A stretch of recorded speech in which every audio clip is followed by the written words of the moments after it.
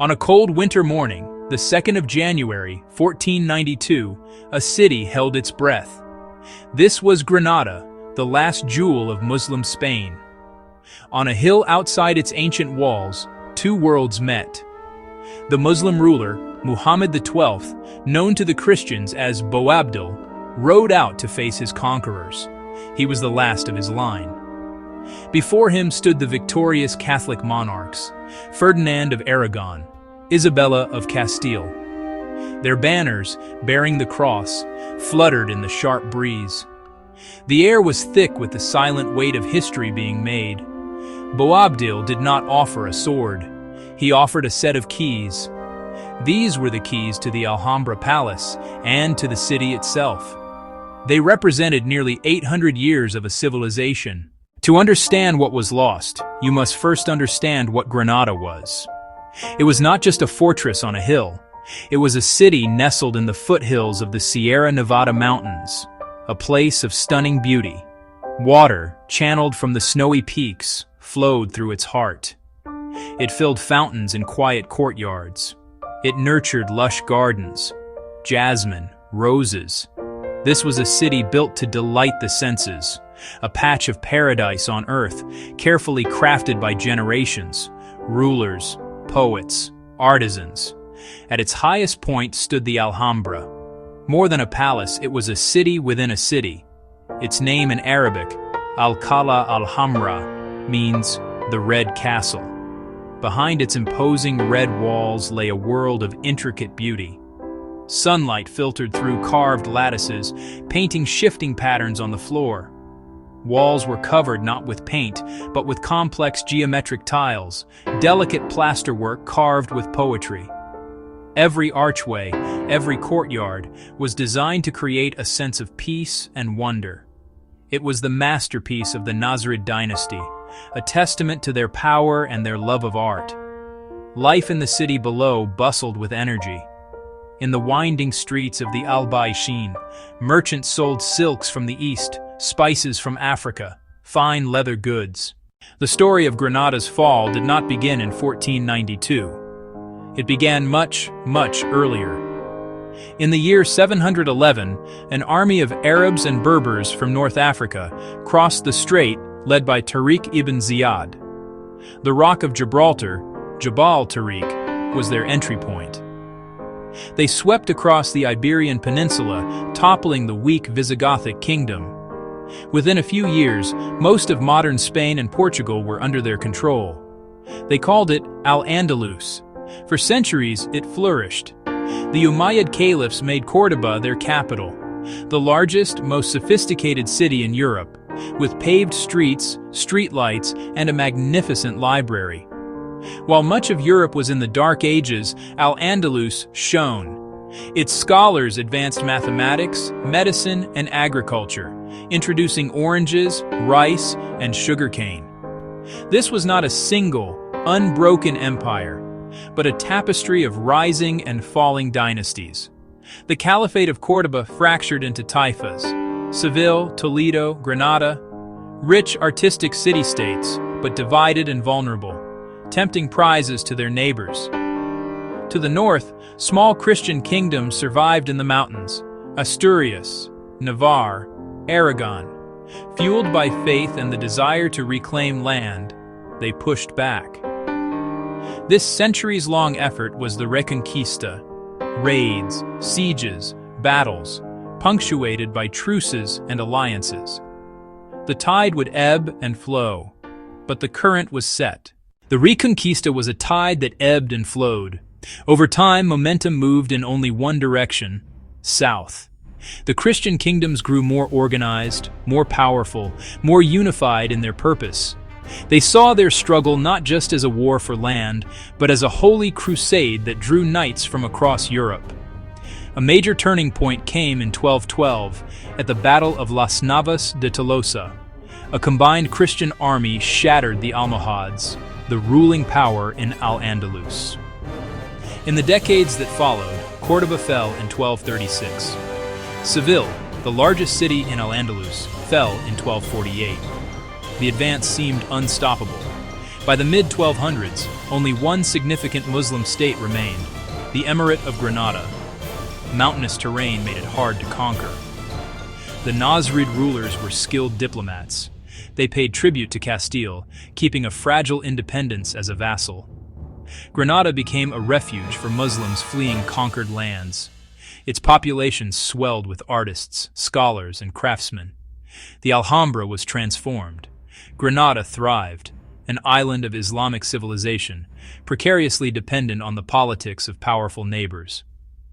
For over 200 years, Granada walked a political tightrope, useful to its neighbors, paying tribute, exploiting rivalries among Christian kingdoms. In 1469, a marriage sealed Granada's fate. 10 years later, their realms united, the foundation of modern Spain. Their union created a superpower on Granada's doorstep. Ferdinand and Isabella were ambitious and devout. They envisioned one land, one law, one faith. The completion of the Reconquista was their sacred duty, and a shrewd way to unite nobles. Tribute payments no longer sufficed. The monarchs wanted total victory. The final war began in 1482, a slow, methodical 10-year squeeze.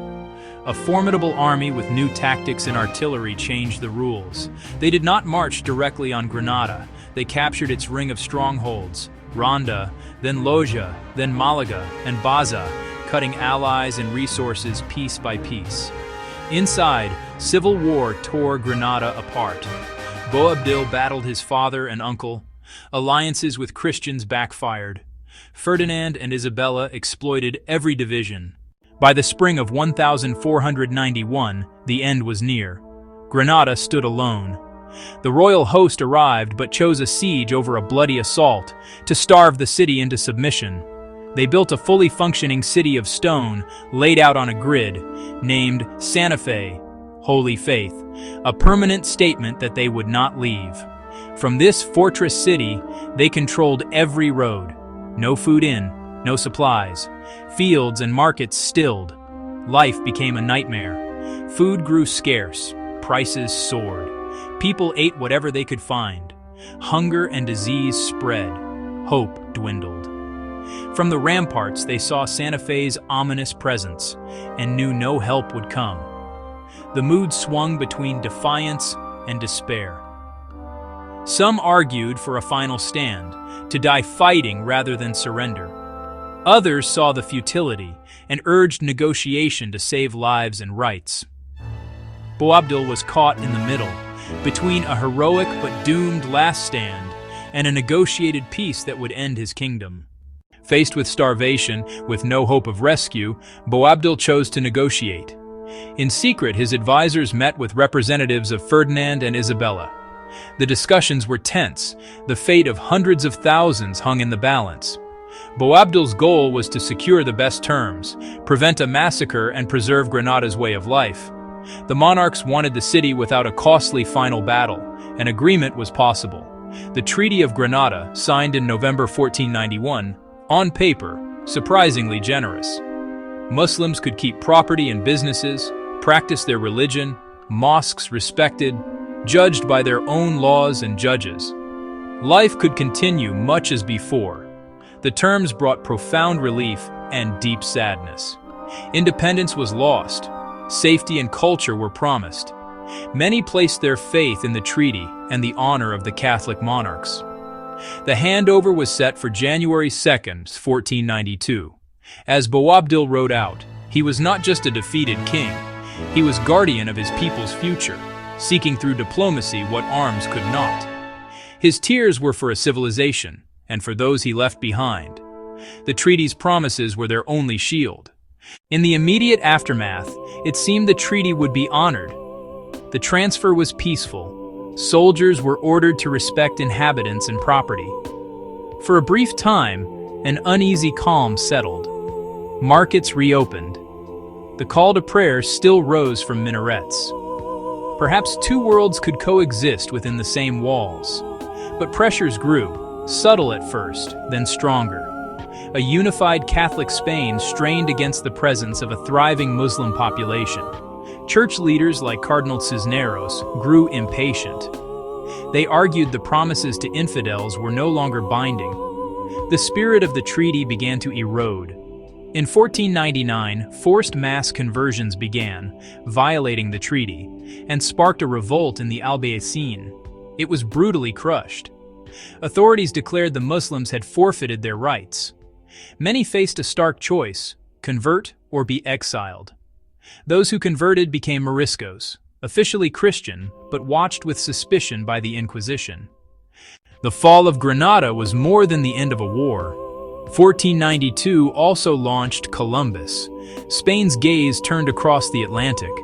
A small Iberian reconquest gave way to vast empires. New World wealth fueled Spain's rise, while at home, the cultural loss was immense. The expulsion of Moriscos and of Jews in 1492 drained artisans, merchants, thinkers. A vibrant multicultural society gave way to religious uniformity. Libraries burned. A blended tradition of Arabic, Hebrew, and Latin learning withered. Yet Al-Andalus endures, in Spain's language, in music echoing North Africa, in saffron and almonds and citrus, and most spectacularly, in architecture, Córdoba's great mosque, the Alhambra's marvels. The fall of Granada is about empires and ideologies, clashing faiths, but at its heart, a human story of promises made and broken, of exile and identity. When we walk the Alhambra's courtyards, we walk a memory, beauty and learning, and the fragility of worlds we build. The last sigh of the Moor still hangs in the Andalusian air.